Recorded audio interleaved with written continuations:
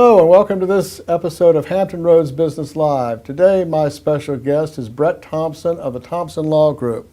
How you doing, Brett? I'm doing real well. Thank you for having me. Good. I haven't seen you in a little while, but we go back a ways. And We do. yeah, I understand that you have a practice that's, well, it's not new, but it's several years old now, 3 years old or so. We're going on the third year mark. That's true. Right. And go ahead and tell us a little bit about your practice. Give us kind of an overview of what you do. Well, the name of the practice is Thompson Law Group. Me being the Thompson in the law group. It's a small practice. It's myself, and I have one associate attorney named Mike Jenkins, and we have 3 paralegals.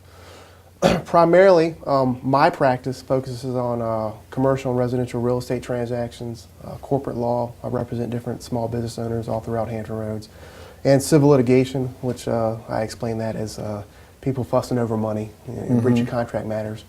My associate, Mike Jenkins, he was a public defender in Norfolk for 5 years before he came on board with my firm about 1.5 years ago. So he's got a lot of trial experience, and he focuses on criminal defense, traffic law, personal injury, and family law. Well, I know that there's a number of ways you can go when it comes to commercial, real estate, commercial residential real estate, where some people haven't chosen to use an attorney. Right. But why should they use an attorney? That's because I mean I heard you talk about this before, Right. And something to think about. Well, I try to distinguish myself, if you will. In Virginia, you can have lease settlement companies, title companies, commonly known as, and they're authorized to perform closings for real estate transactions. But one thing I want to point out and make people aware of is that unless there's an in-house attorney employed at the title company, the representatives of the title company cannot give their customers any legal advice as to the implications of any of the documents that they're signing. As opposed to if you go to an attorney like myself, I sit down personally with my clients, I go over the note and the deed of trust and all the financing documents, and I'm able under the law to advise my clients what the documents mean and what are the legal implications of the documents. And I think that's important. It's a relatively expensive transaction when people are buying homes. Probably the largest transaction. Yeah, more than likely the largest transaction. So I think it's important to have legal advice along the way.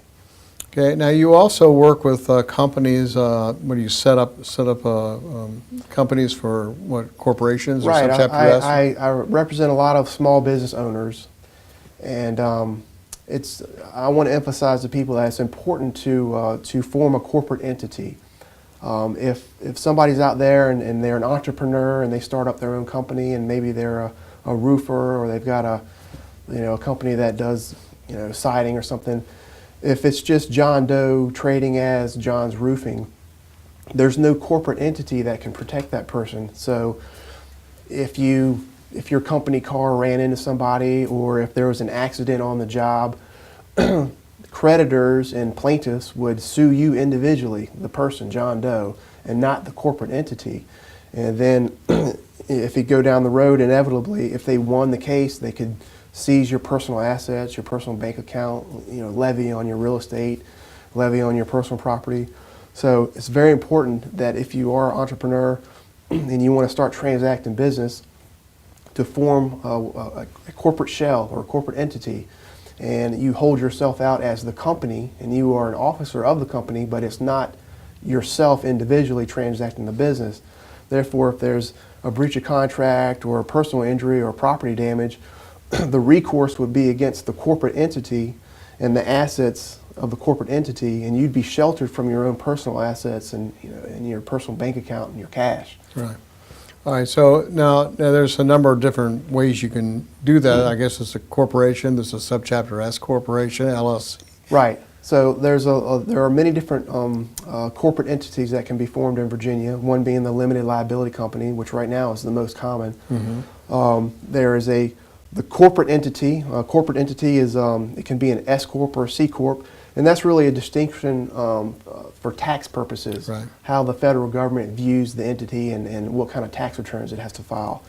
But there is no distinction in regards to the limiting of the liability of the individuals, the principals of the company. An LLC is comprised of members, and if there's more than one member, oftentimes we will draft an operating agreement, which is the contract, if you will, that dictates the relationship amongst the members of the LLC. If it's a corporate entity, a corporate entity is comprised of shareholders, and the shareholders will have stock to indicate their percentage ownership in the company.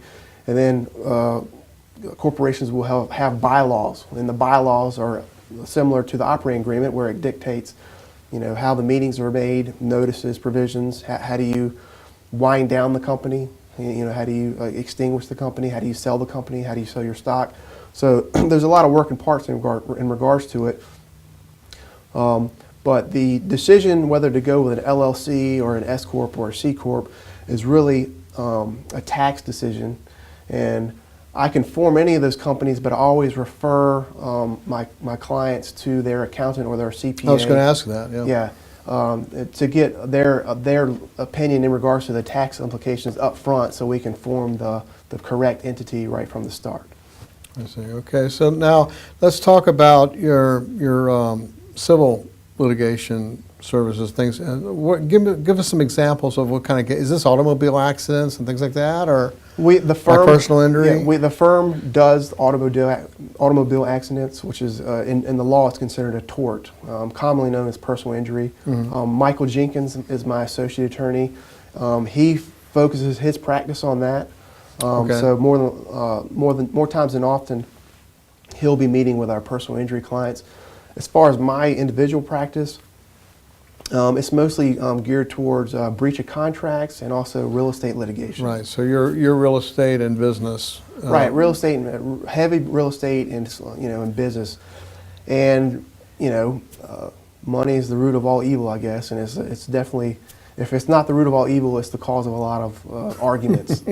And anytime there's not a meeting of the mind, and someone feels that they've been betrayed in a sense, and they've lost money, that's when we get into civil litigation, which I plainly explain it as people fussing over money. Right. And that can be stemming from a real estate contract. It can stem from a contract for services rendered, a contract to sell or buy a business. Right. So if the wheels come off on any of those transactions and it turns into litigation, I also handle the litigation portion. And you practice law in all the cities? All the cities, primarily in Hampton Roads. Right. I rarely go out of Hampton Roads, but yeah, the 7 cities, I base my practice on. And where is your office? My office is physically located in the REIN building. It's the Real Estate Information Network building. It's a big 3-story brick building, which you can see right off of the interstate. But it's physically located near the intersection of Bonney Road and Independence. Oh, you're right there in town center. Right at town center. Oh, that's convenient. Yeah, and we like it. We've been there for a little over 2 years now. And I was just in town center today, so there we go. we should have stopped by. There we go. Okay, and I understand this is off the topic of law, but I understand that you have a interesting sideline there, hobby you might call it, and I would assume that if you lost the case, you could win it this way. Well, I'm a lover and not a fighter, Roy. But when I'm not practicing law, playing lawyer, if you will, I teach a martial art called Brazilian Jiu-Jitsu. Ever since a kid, I wrestled through high school and college, and after I graduated from VMI in 1997, I started training here locally at Lynx Academy in Brazilian Jiu-Jitsu. And if anybody is familiar with the UFC, which is the Ultimate Fighting Championship, it's popular now on cable networks. Right. all of the ground fighting, all the stuff you see when the combatants go down to the ground, that's pretty much all jiu-jitsu. So that's how I explain it to people, because they don't really understand what it is. It's like wrestling, but with no rules, and there's submissions, and there's chokes, and joint locks, and different ways to end the fight. Not to interrupt you, but you're being modest. You were very good at this, right? If I recall correctly. Back in my youth, Yes. when I was a single man before I got married and had children. You're blaming your wife now. No, I love you so much. And I'm not blaming my wife. But things slowed down a little bit when I started ramping up my family and my practice. But I have traveled all around the world competing in jiu-jitsu. I did I placed in the World Championships in Rio de Janeiro in 2003, and I'm fortunate enough right now where I get to work with the Navy SEALs based on the East Coast here, where I teach the SEAL teams, Do you? the combatives on the ground. I had no idea about that. Yeah. Oh, cool. So that's been a really fun, I guess, fringe benefit of knowing the craft. I've got to meet a lot of the SEAL team guys and teach them the jiu-jitsu. So that was a neat experience for me. Bet you don't use it in court. I do not. No, I do not. Yeah. I didn't think so. Is there anything that, that you've got your own business now and all? Is there anything that you found was harder than you thought it would be in going on your own business? It's yes, yes. Yes. Well, when you're I was with a firm for almost 9 years, and at the firm, I just had to wear the attorney hat. And I had to just focus on my practice as an attorney. But I learned when I broke out on my own nearly 3 years ago that there's a lot of working parts of being an entrepreneur and a business owner. So I wear several hats now. I'm the marketing division. I'm the accounting division on the weekends. I'm cutting checks and reconciling bank accounts. And and I'm writing the checks for all the pens and pads and the copy machines and everything else. So there's a lot to go into it. So. From that aspect, I have a much greater appreciation, I guess, for my clients that are small business owners, because I know there's a lot that goes into it. Right. And, I don't have a steady paycheck every 2 weeks from an employer. Myself and other entrepreneurs, small business owners, they either make it or they don't. So yeah. I have a lot of appreciation for that. Right. Yeah, right. And there's a real value of fear. Yeah. Fear of it's failure. a motivator when you can't eat. Right. Yeah. The fear of my children starving is a real motivator. Right. Right. Okay. So that's the surprise part of being an entrepreneur. How about if you had to advise someone who's thinking about going into business? Can you give us 3 things that you might recommend that they consider or do? Three things that I could recommend. Yeah, that you would say. Yeah. Be sure that you. I would. Yeah. I would have somewhat of I guess a nest egg before I took that plunge out on my own. I'd have a reserve account, because I found that I tried to be conservative with my estimates, but I found that everything costs more than I thought it did. Right.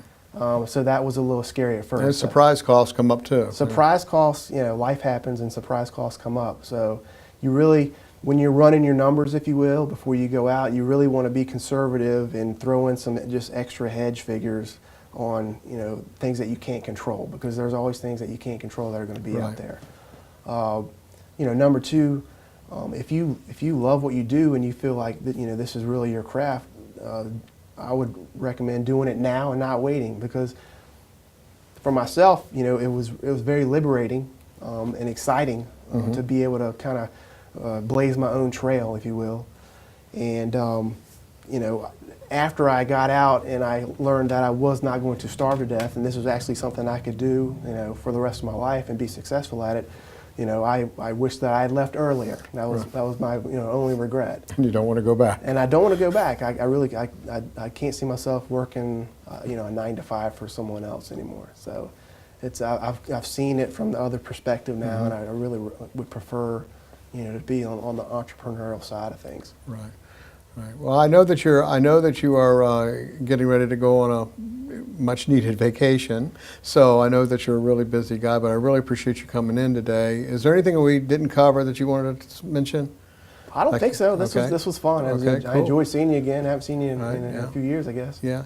And so if you're looking for an attorney, real estate or personal injury or civil or business law, give the Thompson Law Group a call. The number is at the bottom of the page. Their contact information is at the bottom of the page and at the end of this video. So I thank you very much for coming in. And, thank you so much. I appreciate it. And I wish you a lot of success. Thank you, Roy. All right, thank you.